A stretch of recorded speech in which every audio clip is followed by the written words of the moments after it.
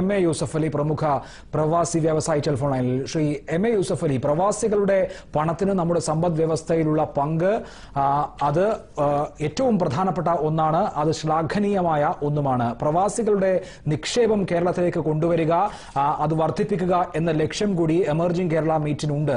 പ്രവാസികളെ സംബന്ധിച്ച്, പ്രവാസി വ്യവസായികളെ സംബന്ധിച്ച് പ്രതീക്ഷയുണ്ടാക്കുന്ന എന്ത് ഘടകമാണ് പുതുതായി ഉരുത്തിരിഞ്ഞിരിക്കുന്നത്?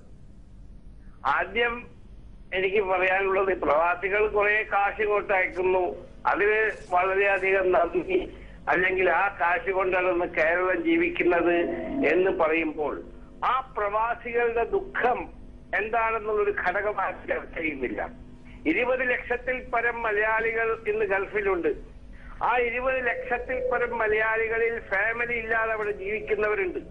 അവര് 20 കൊല്ലം ഗൾഫിൽ ജീവിക്കുമ്പോൾ മിനിമം അല്ലെങ്കിൽ മാക്സിമം 1.5-2 കൊല്ലമാണ് അവരുടെ സ്വന്തം കുടുംബങ്ങളായിട്ട്, ഭാര്യമാരായിട്ട്, മാതാപിതാക്കളായിട്ട് എല്ലാവരും ഇവിടെ ജീവിക്കുന്നത്.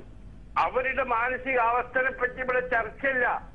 അവരുടെ കുടുംബങ്ങൾക്ക് ഇവിടെ 60 വയസ്സ് കഴിഞ്ഞവർ മാതാപിതാക്കൾ ദുഃഖിതരാണ്. കാരണം മക്കളില്ല, പേരക്കുട്ടികളില്ല, അവർക്ക് കാണാൻ പറ്റുന്നില്ല.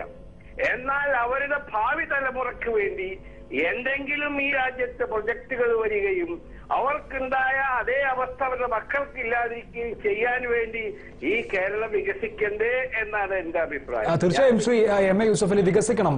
താങ്കളടക്കം കേരളത്തിൽ നിക്ഷേപം നടത്തുന്നുണ്ട്. അങ്ങനെ നിക്ഷേപം നടത്തുമ്പോൾ പ്രത്യേകമായ എന്തെങ്കിലും തടസ്സമോ ഇനി പ്രത്യേകമായി എന്തെങ്കിലും ചെയ്യേണ്ടതുണ്ടോ? അത്തരത്തിലാണ് പുതുതായി എന്തെങ്കിലും സാഹചര്യം ഉരുത്തിരിയേണ്ടതുണ്ടോ എന്നാണ് ഞാൻ ചോദിക്കുന്നത്. ഞാനെന്താ പറഞ്ഞതെന്ന് വെച്ചാൽ, ഞാൻ ഒരു പ്രഖ്യാപനം നടത്തുകയും പോവുകയും ചെയ്യുന്ന ഒരാളല്ല. ഞാൻ ഇവിടെ 40 കൊല്ലക്കാലം എന്റെ അധ്വാനത്തിന്റെ എന്ത് സേവിംഗ് ഉണ്ടോ ആ സേവിംഗ് മൂലധനം ഇവിടെ കേരളത്തിൽ നിക്ഷേപിക്കുന്നതാണ്. കാരണം എനിക്ക് കേരളം വിട്ടു വേറെ എവിടേക്കും പോകാൻ പറ്റില്ല. ഞാൻ നിക്ഷേപിക്കുന്നതല്ല നമ്മുടെ ഇഷ്യൂ. പക്ഷെ ലോകത്തിനും ഇനിയും പ്രവാസി മലയാളികൾ ഇവിടെ വന്ന് ഇൻവെസ്റ്റ് ചെയ്യണം.